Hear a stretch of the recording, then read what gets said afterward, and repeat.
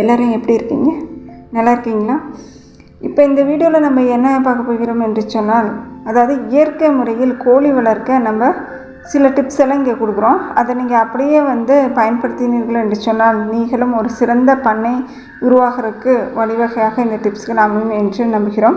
முதல் முறையாக நம்ம சேனலுக்கு வருகிறீர்கள் என்று சொன்னால் கண்டிப்பாக சப்ஸ்கிரைப் பண்ணுங்கள், கமெண்ட்ஸ் பண்ணுங்கள், ஷேர் பண்ணுங்கள்.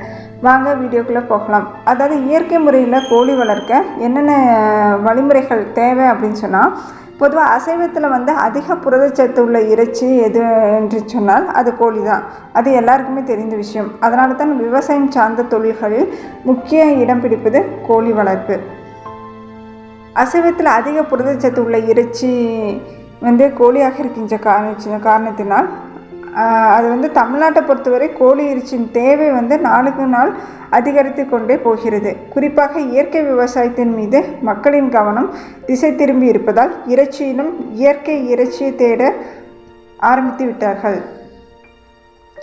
ஆர்கானிக் கோழி இறைச்சியில் நம்ம இதை பற்றி என்ன சொல்லணும்னு பார்த்தா, அந்த ஆர்கானிக் இறைச்சி பொதுவாக பலமான ஒரு விழிப்புணர்வு உருவாக்கி வருவது நம் வரவருக்கு தக்க வேண்டிய ஒரு விஷயமாக கருதப்படுது.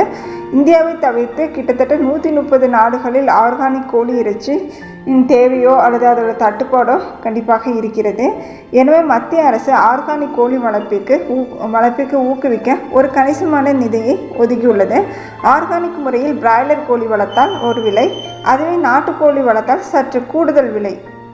சற்று முன்னேக்கு சென்று ஏற்றுமதி செய்தால் ஒரு விலை என கோழிகளின் விலையும் முற்றிலும் மாறுபடுகிறது. எனவே இயற்கை முறையில் கோழி வளர்ப்பது எப்படி மற்றும் சான்றிதழ் வாங்குவது எப்படி என்று இந்த வீடியோவில் பார்க்கலாம். இயற்கை முறையில் கோழி வளர்ப்பு என்ன என்று சொன்னால், இதில் பெரிதாக ஒன்றும் வித்தியாசம் இல்லை, பிரம்ம ரகசியமும் இல்லை. ஒரு கோழியை நீங்கள் எப்பவும் எப்படி வளர்ப்போமோ அப்படித்தான் இயற்கை முறையிலும் வளர்க்க முடியும். ஆனால் ஒரு சில விஷயங்களை மட்டும் நம்ம மாற்றி கையாள வேண்டும். அது என்ன அப்படின்னு சொன்னால், அது ஒவ்வொன்றையும் நம்ம எப்படி பதிவு செய்கிறோம் என்று சொன்னால், ஆர்கானிக் சான்றிதழ் சோதனை செய்ய வரும்பொழுது ஒரு தடவை தேதி சொல்லிவிட்டு வருவார்கள். அடுத்த முறை சொல்லாமல் திடீரென சோதனை செய்வார்கள். முதலில் பார்ப்பது அவர்கள் ஆவணங்களைத்தான்.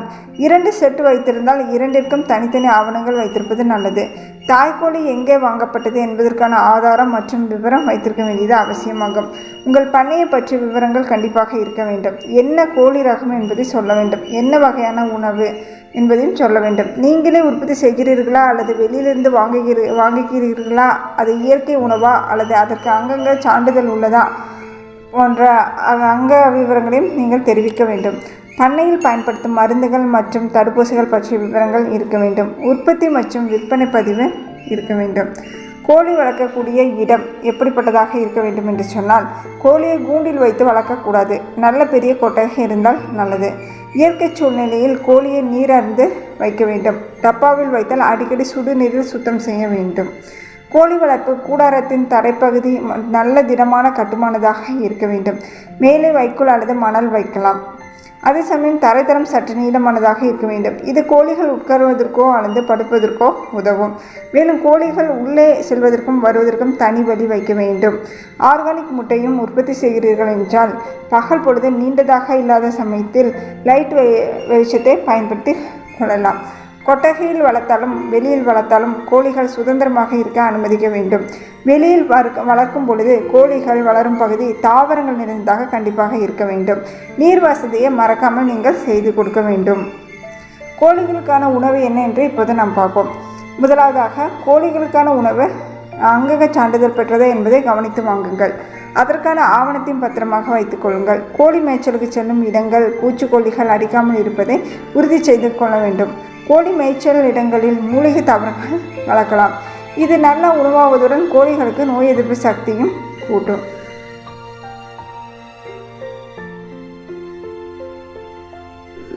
இந்த தகவல் உங்களுக்கு பயனுள்ளதாக இருக்கும் என்று நம்புகிறோம். இந்த வீடியோவை தொடர்ந்து பாருங்கள். கண்டிப்பாக சப்ஸ்கிரைப் பண்ணுங்கள், ஷேர் பண்ணுங்கள், கமெண்ட்ஸ் பண்ணுங்கள். மீண்டும் இதேபோல் ஒரு நல்ல வீடியோவில் சந்திப்போம். நன்றி, வணக்கம்.